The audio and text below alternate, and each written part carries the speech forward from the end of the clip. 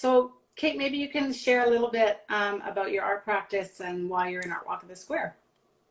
Yeah, well, first of all, I'm an abstract painter, and my work is really about capturing the joy that you feel when you're really present in nature.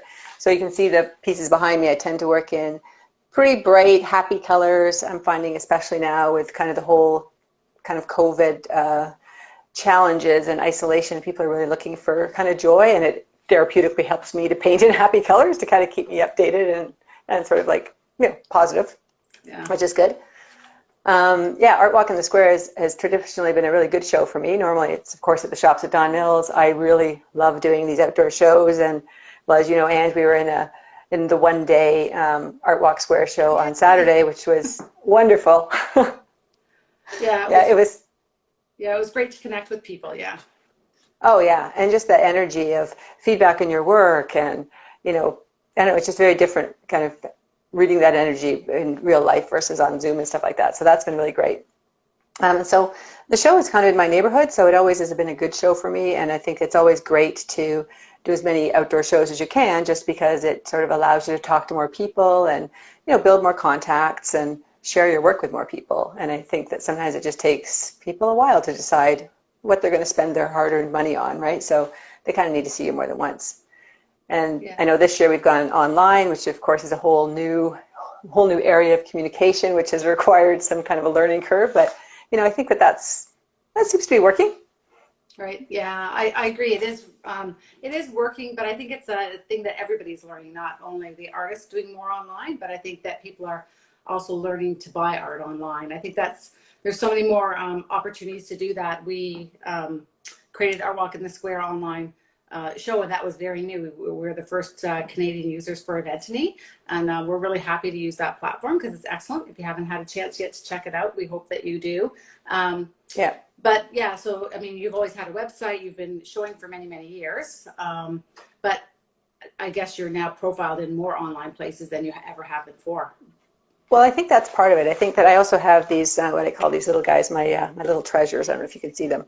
Yeah. But these are little 6 by 6 inch pieces, and they're typically really colorful and really bright and, pretty happy. And those I do actually have on my own store. But I find it was typically what was happening is that people would go to my store, they would see a piece they liked, then they would email me and we would talk about it and then we'd buy it.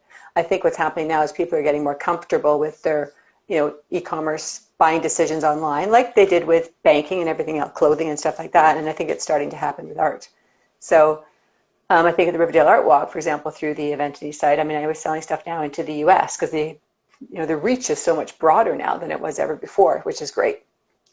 Yeah, so are you finding you're connecting with art buyer, the same amount of art buyers or the same way, or like they're all just to expand? So I definitely find that I'm connecting to more art buyers in more places. I just delivered 3 of these little treasures to someone living just outside of London, England, which, normally would pretty much never happen unless I did a show in London, right? Right. And so I think that's really cool.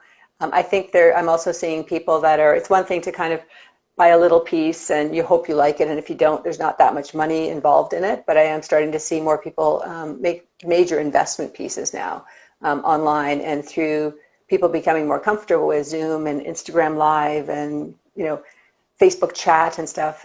These things are happening and they're facilitating, I think, opportunities for collectors and for artists that just didn't exist before. So I'm just trying to steep learning curve, trying to learn as much as I can and try and leverage them as much as I can.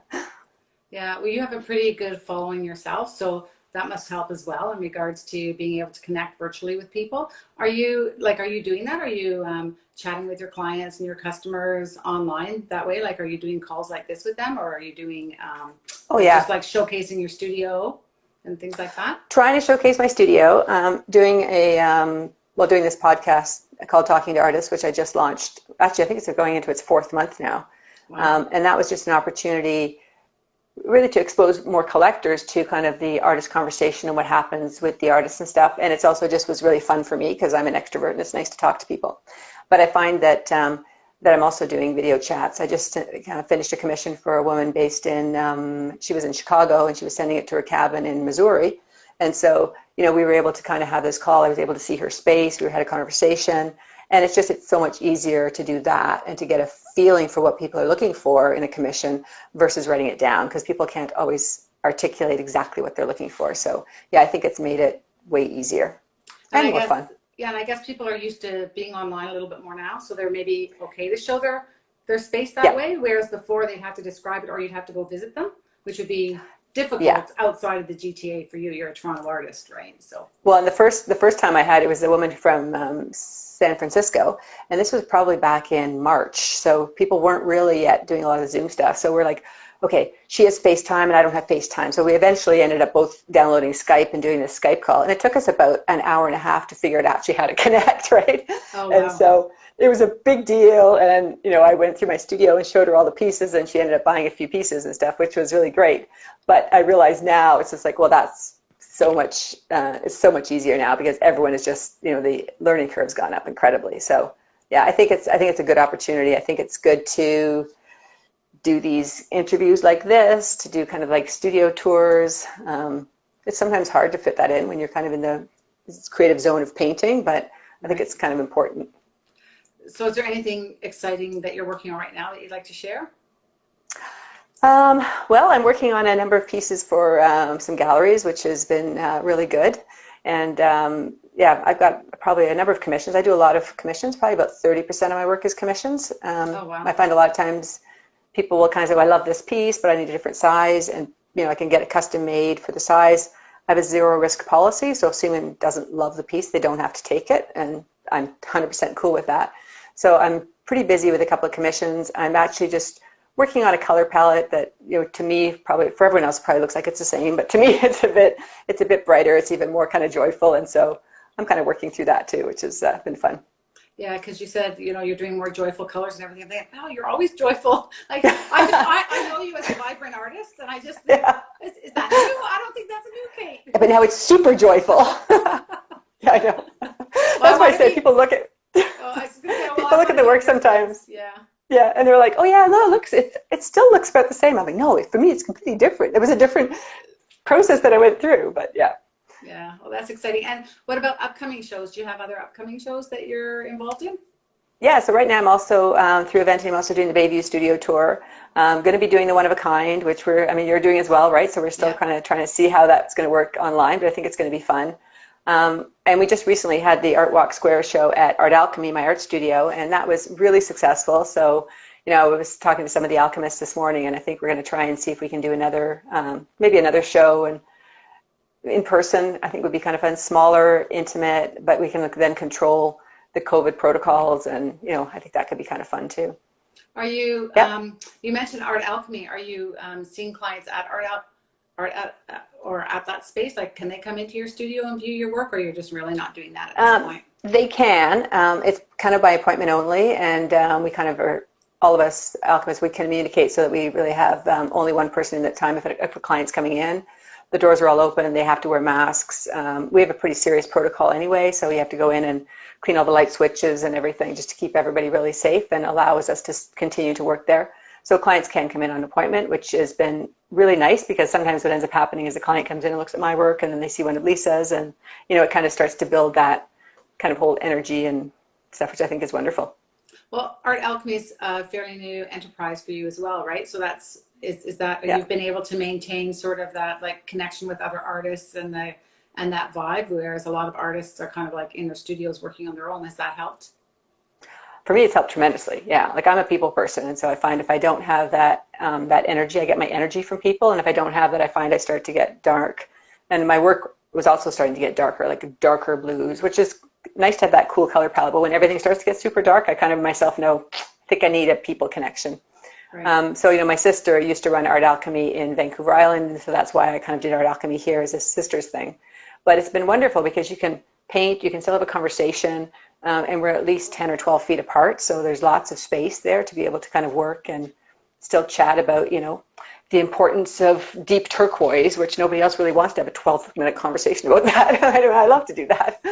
Well, I can vouch for Kate's Art Alchemy space. It's beautiful. She's got lots of light there, and yeah, the artists are really spread out. I went to your opening, I think last fall, wasn't it, Kate? Or not? It was a year ago, Was it yeah. a year ago? Yeah, a year ago fall. Yeah. So yeah, it's a great space, and it's wonderful that you have a little bit more space to spread out, because now some of your pieces are quite large, right? Yeah, I'm just working on this one behind me. It ends up being a triptych, so it's 30 by 90. And I'm Wow. working on a commission that's going to the US, which is 48 by 72. So yeah, it's definitely nice to have that space. Although, no matter how much space you have, it's never enough space. Like I have my studio at home, I've got Art Alchemy, I've got a studio at the cottage, and I still feel like I never have enough space. Right. So is there anything else that you'd like to share with us about your practice or about what you're doing? No, just I encourage people to kind of check out the website, because I think I'm posting a lot of new pieces there regularly, little treasures and stuff. On Instagram, obviously, I'm at Kate Taylor Art, so I encourage you to kind of follow me there. And I think that, reach out if people are interested in the commission. That's really, now's kind of the time to do it, because people are spending a lot of time looking at bare walls, and it looks like that's not going to end anytime soon. So it's a great opportunity to kind of beautify your space and surround yourself with something that makes you feel good. Yeah. And you're in a bunch of galleries as well. Are any of those galleries, do they have open doors? Like I know that you have work all over the GT. Yeah. Yeah, so Art Gallery in the Distillery, they're open. Petroff Gallery, PI Fine Arts, so all three of those are open right now. Also Mountain Galleries in Stratford, especially Stratford being kind of a tourist town. It was hit pretty hard this year, but they've got some art tours and stuff that are happening. Two Gallery in Prince Edward County, which again, I'm hoping to get to in the next couple of days, a couple of weeks maybe, to deliver some new work. So yeah, and the galleries in the US have been really busy because they've been open a lot longer than we have in Canada. Their restrictions aren't quite so strict, so that's been keeping me really busy. So you've been it's just been good. A lot of work south of the border. Yeah, yeah. Well, that's great, Kate. I don't, is there anything else you'd like to share, or I can ask you a few quick questions here? No, I think I'm good, unless you want to. You want to surprise me with a question? I have a question for you. Just to throw me off balance? Yeah, no, it's not going to really throw you off balance, because I'm sure you'll answer it really quickly. But I know your work is being very bright and vibrant, and I have a piece of yours in my house that I love. Like it's my favorite colors. But I'm wondering, what's your favorite color? Because you have such bright, brilliant colors, and you have different palettes that you work with. So what's actually your favorite color? Like what are your favorite works? I see turquoise behind you, but like. Yeah, so turquoise, I do love turquoise. And I also love this kind of like this deep magenta. Probably my overall favorite color though is actually a really warm cadmium yellow. Yellow just is one of those colors that I love to use. And I would say all of my pieces have yellow, and they all have magenta in them, because I do love those colors. Yellow is just a challenging color for people to incorporate into their homes in a large size. So I do them occasionally because they're pretty self-indulgent, and I just really love them, but it's a very love-hate color. So I tend to work more in the turquoises and the blues because they're so soothing, and I think nowadays people are really looking for that soothingness. I tend not to work so much in reds. I tend to use more magentas and oranges as that read as red for kind of those higher energy pieces. Yeah, so it's like a pop of color in a pop of color. So your yellow, that warm ochre yellow is a pop of color inside your pop of color. So this is one I just did. This is actually, a woman was asking for chartreuse green, and so I did 4 of them, and she chose a different one. But you can see this one has kind of the chartreuse, and it's got the yellow and the pink and the magentas and, all my colors. So people are always kind of, they're sort of saying, well, I'm concerned that, the art's not going to match what I have in my home, right? And I would say the reality is I think people have an internal color palette that they already like, and that it already matches. So the reality is if you're attracted to my work, you probably already have things in your home that are those colors that will pick up. And that's typically what happens. Yeah, and I always say if you love a piece, you'll always find a place for it. It doesn't really have to match anything because you're just attracted to it, right? Yeah, and your art doesn't need to match. Like I think I last count 160 pieces of art in my house. Well, wow. They don't all match, but they all somehow work together. Let's hope not. Yeah, I think if they all match, that'd be weird. It would be called like painting the walls. I don't know. Yeah, exactly. Yeah, that'd be very strange. Yeah, well, that's excellent. So an art collector as well as an artist yourself. So I think artists are. Yeah, I think that's really important. I mean, my sister's an artist and my grandmother's an artist, so I have a lot of artists in the family. But I think it's also really important to give back to your arts community and to support your artist community. And I think, how can I expect other people to spend their money on art, and which is a pure luxury item, it's self-indulgent, let's be real, without actually also doing the same thing myself. So I can't preach that you should surround yourself with real art if I don't have real art in my own home. And I'm actually now to the point where I truly have no more space. So I'm collecting 6-inch by 6-inch paintings because I can now tuck them in places. Yeah. Yeah. Well, I still have a few big walls to fill, so I'm excited about Well, seeing, we'll talk. you know, we will, we always do, so that'll be great. Yeah. Um, anyway, I'm just gonna log off and say goodbye at this point, Yep. because we can move on to another interview. But thanks so much, Kate, for all your time and your energy, and you're such an inspiration, not only your artwork, but also to artists building their art careers. I see you posting all the time, and I just want to thank you for all those efforts Oh, with the Artist Network thanks. as well. Thanks. Well, thanks so Thanks for the much. interview. Okay, we'll talk to you later.